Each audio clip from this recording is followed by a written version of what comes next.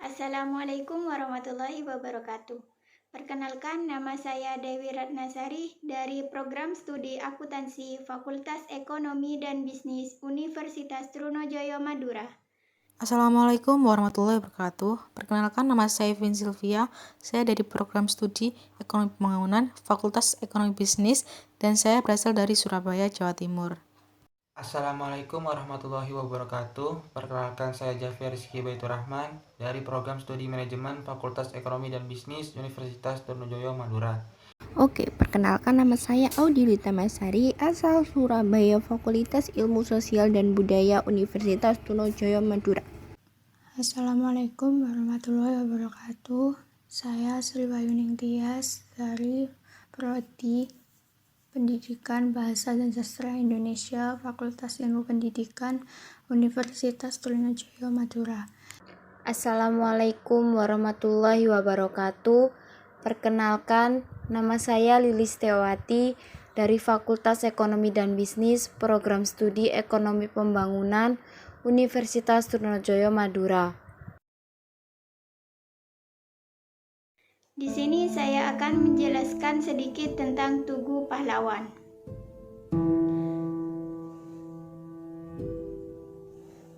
Tugu Pahlawan merupakan salah satu ikon bersejarah yang menjadi ciri khas kota Surabaya.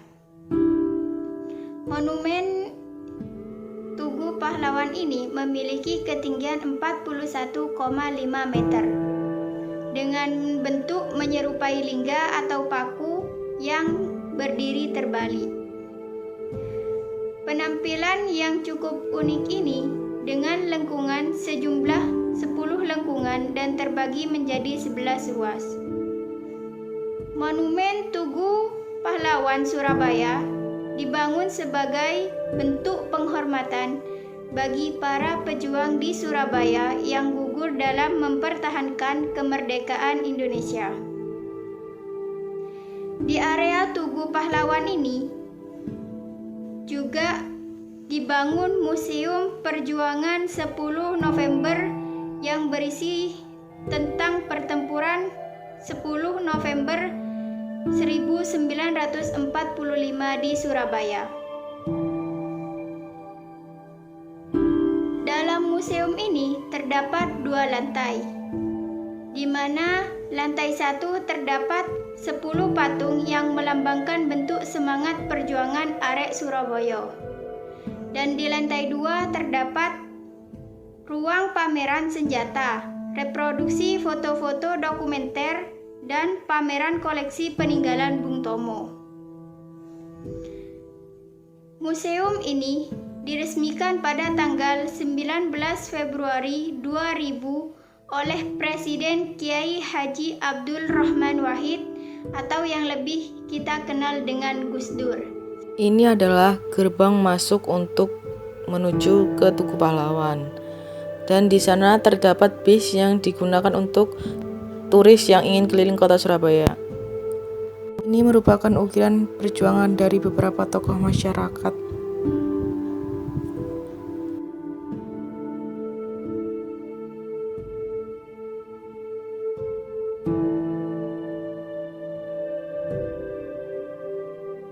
Sebelum Covid melanda, tempat ini dijadikan untuk kuliner yang hanya dibuka pada saat hari Sabtu, dan itu malam hari. Nah, sebelum kalian memasuki area Monumen Tugu Pahlawan, kalian akan melihat semacam gapura raksasa yang berada di dekat halaman parkir pengunjung. Jika diperhatikan secara seksama, gapura ini memiliki bentuk seperti api yang membara, melambangkan semangat perjuangan para pahlawan untuk menumpas para penjajah di masa lalu. Di gapura inilah banyak pengunjung mengambil foto karena memang desainnya yang unik dan juga khas. Sebagai cara untuk mengenang jasa para pahlawan yang mendedikasikan perjuangan mereka pada peristiwa 10 November 1945 tersebut, maka dibangunlah sebuah tugu megah di tengah kota Surabaya. Tugu ini kemudian dinamakan Tugu Pahlawan. Berapa menit? 1 menit 3 detik. Oke. Mari yo, akhiri yo.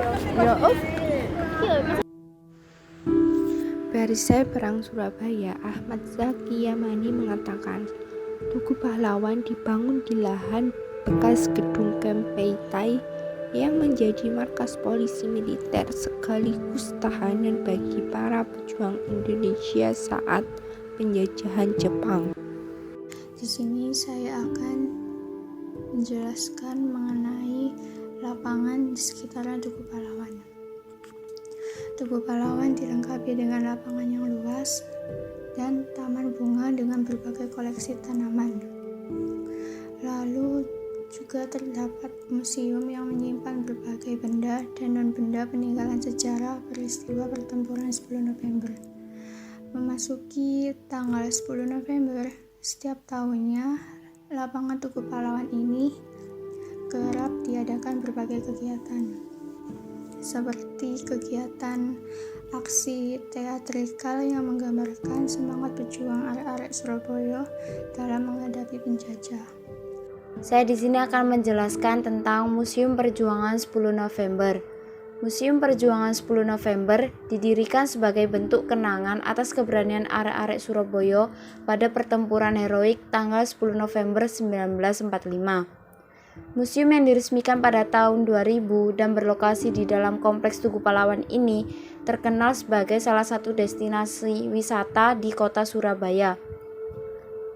Di museum ini, beberapa benda peninggalan Bung Tomo serta rekaman asli pidato Bung Tomo yang berapi-api membangkitkan gelora dan hasrat rakyat akan kemerdekaan dapat didengarkan di sebuah radio kuno.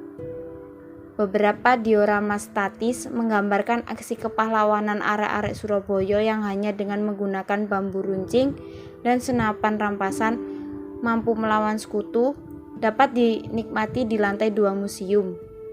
Saya berada di gerbang pintu keluar Museum Tugu Pahlawan yang dijaga oleh Satpam. Ini merupakan gerbang samping dari Tugu Pahlawan. Ini adalah beberapa cuplikan yang kami ambil dari Tugu Pahlawan pada saat malam hari. Sekian video dari kami, kurang lebihnya mohon maaf. Wassalamualaikum warahmatullahi wabarakatuh.